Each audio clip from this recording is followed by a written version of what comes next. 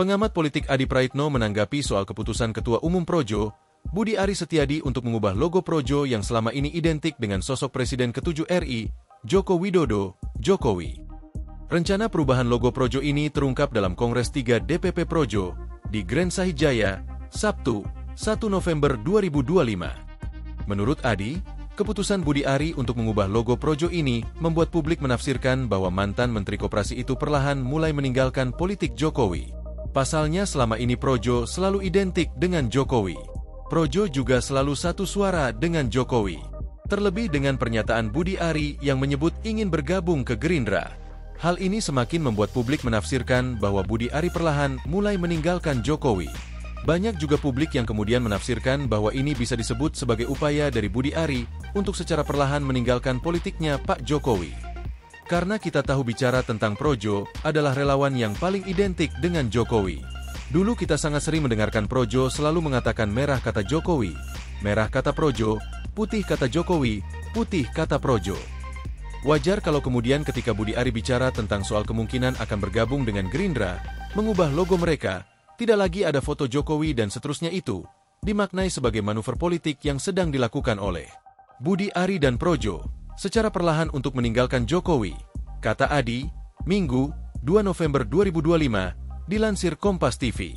Adi menambahkan, jika memang Projo ingin terus identik dengan Jokowi, maka seharusnya Budi Ari memilih bergabung ke PSI bukan Gerindra yang dipimpin oleh Prabowo Subianto.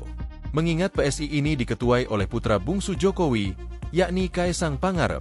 Selama ini publik juga menilai bahwa PSI adalah partainya Jokowi, karena selama ini mantan wali kota Solo itu terus terlibat dalam agenda politik PSI.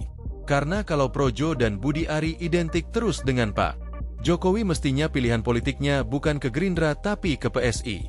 Per hari ini publik tahu bahwa partainya Jokowi itu adalah PSI.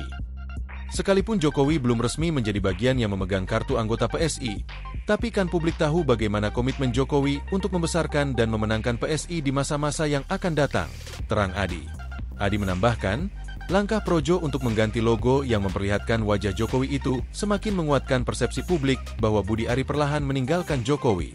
Itulah yang saya sebut sebagai tafsir yang sangat mungkin bisa kita ajukan secara terbuka apa yang dilakukan oleh Budi Ari dan Projo. Faktor keduanya adalah sebagai upaya untuk secara perlahan meninggalkan langkah-langkah politik Jokowi. Termasuk juga soal kita tahu Projo itu paling bangga tapi kini menghapus foto Pak Jokowi di logo mereka. Padahal kita tahu Projo itu paling bangga dan gegap gempita ketika di logo mereka ada nama Projo dan di bawahnya ada foto Pak Jokowi. Tapi kemudian ini akan dihilangkan secara signifikan.